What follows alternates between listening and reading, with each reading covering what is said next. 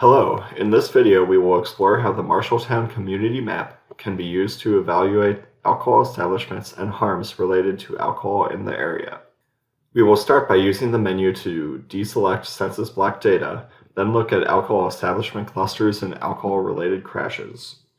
We can see that the clusters and alcohol-related crashes are generally concentrated in the northern part of the city.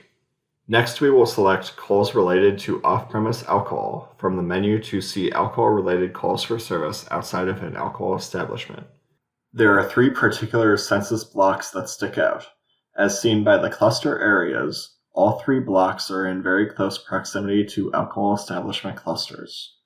The relationships we see between the establishment clusters and these alcohol-related harms make sense, because research shows that clusters of alcohol establishments are a risk factor for alcohol-related harms, including operating while intoxicated or OWI automobile crashes, and alcohol-related calls for service.